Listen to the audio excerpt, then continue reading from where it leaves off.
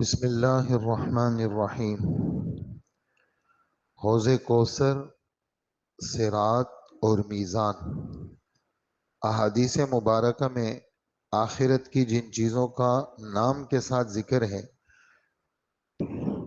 اس میں تین چیزیں یہ بھی ہیں، ایک حوض کوثر ہے، دوسری صراط ہے اور تیسری میزان ہے۔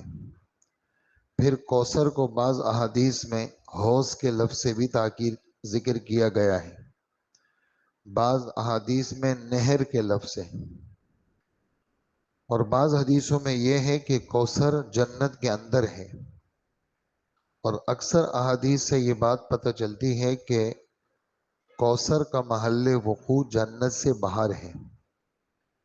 اہل ایمان جنت میں جانے سے پہلے اسی حوض پر حضور صلی اللہ علیہ وسلم کی خدمت اقدس میں باریاب ہو کر آپ کے دست کرم سے اس کا نہایت سفید و شفاف اور بے انتہا لذیذ و شیریں پانی نوش جان کریں گے۔ اللہ ہمیں نصیب کرے۔ تحقیق یہ ہے کہ کوثر کا اصل مرکز، جو مرکزی چشمہ ہے، وہ جنت کے اندر ہے۔ جنت کے طول و عرض میں کوثر کی شاخیں نہروں کی شکل میں ہر طرف جاری ہے، اور جس کو حوض کوثر کہا جاتا ہے وہ سینکڑوں میل کے طول و عرض میں ایک نہایت حسین و جمیل تالاب ہے جو جنت سے باہر ہے، لیکن اس کا تعلق اسی جنت کے اندر کے چشمے سے ہے۔ گویا اس میں جو پانی ہوگا وہ جنت ہی کے اس چشمے سے نہروں کے ذریعے سے آئے گا۔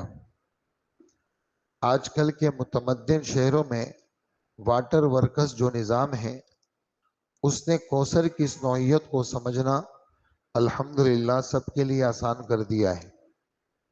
یہاں ایک یہ چیز بھی قابل لحاظ ہے کہ حوض کے لفظ سے عموماً لوگوں کا ذہن اسی قسم کے حوضوں کی طرف جاتا ہے جس قسم کے حوض انہوں نے عموماً دنیا میں دیکھے ہوتے ہیں، لیکن حوض کوثر اپنی معنوی کیفیات اور اپنی خوش منظری میں تو دنیا کے حوضوں سے اتنا ممتاز اور فائق ہوگا ہی جتنا کہ جنت کسی چیز کو دنیا کی چیزوں کے مقابلے میں جنت کی کسی چیز کو ہونا چاہیے۔ مگر اس کے علاوہ احادیث مبارکہ سے پتہ چلتا ہے کہ اس حوض کا رقبہ اور علاقہ بھی اتنا ہوگا کہ ایک کنارے سے دوسرے کنارے تک کی مسافت ایک مہینے میں طے کر سکے گا۔ ایک حدیث میں اس کے ایک کنارے سے دوسرے کنارے تک کا فاصلہ عدن اور عمان کے فاصلے کے برابر بتایا گیا ہے۔ بہرحال آخرت کی چیزوں کے متعلق احادیث میں جو کچھ ذکر کیا جاتا ہے اس کی روشنی میں بھی ان چیزوں کا صحیح تصور اس دنیا میں نہیں کیا جا سکتا۔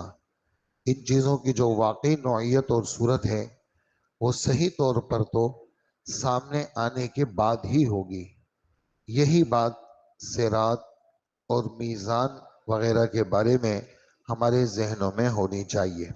اللہ پاک ہمیں عمل کی توفیق عطا فرمائے، اور اللہ پل صراط پر سے ہمیں عافیت سے گزار دے، اور حوض کوثر کا پانی اللہ ہم سب کو نصیب فرمائے، اور میزان کے ترازو میں اللہ پاک ہمارے اعمال کے پلے کو بھاری کر دے۔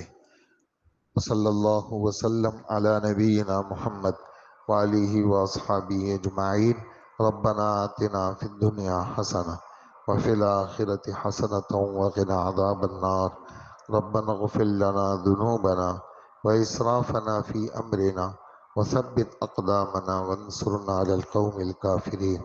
وصلی اللہ وسلم علی نبینا محمد وآلہ واصحابہ اجمعین۔ آمین برحمتک یا ارحم الراحمین۔